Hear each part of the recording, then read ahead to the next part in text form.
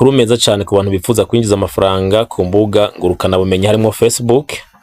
Banza ukore like, ukore comment, niba utarakora suivre canke follow bizohugura gusubira kumbona kuko ndahari kugira ngo ngende nigisha buri umwe wese ibyo asabwa gukora kugira ngo konti yiwe isanzwe canke page shobore kuba yoyivyaza umusaruro. No makuru rero arakomeye ava mu bushikiranganje mu byo bujije arimo kumenyesha amakuru.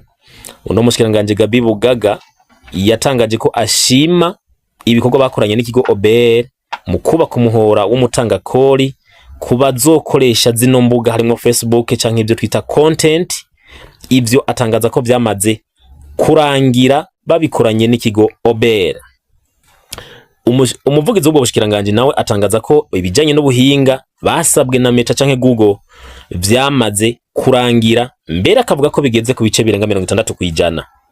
Aya n'amahirwe rero adasanzwe ku bantu benshi mu nkurikirana mwari mugize imisi munyandikira mwandika mwipfuza ko imbuga zanyu canke Facebook namwe mwoshobora kuyibyaza umusaruro haruhande y'akazi umusanzo mukora ka misi yose. Facebook nayo ishobora kuba kimwe mu byo kongerera amafaranga usanzwe winjiza.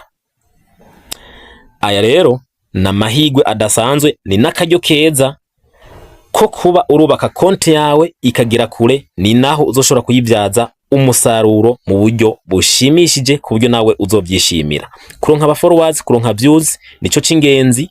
Umuhora uzocishwa ko ama ads canke publicity waramaze kurangira, igisigaye ahubwo ngo nuko habaho guhimiriza abajejwe abafisa ama company kugira ngo bacishe ama publicity y'ibyo bakora canke y'ibyo bahingura kuri uwo muhora kugira ngo volume basabwa na Google ishobore kuba yokwira. Iyo nayo mukamenya ko iri hagati y'500 n'umiliyoni w'amadolari bicishwa mu ma publicity canke mu byo bita ads. Ivyo navyo nivyo bituma content creator ahembwa mu gihe biriko biraca ku ma content yiwe.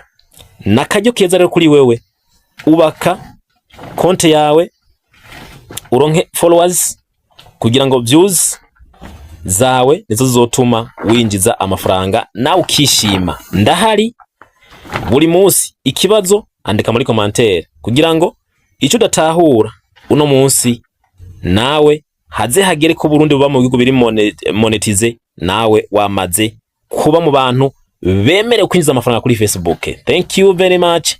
Ukaba utarakora follow uzohomba byinshi.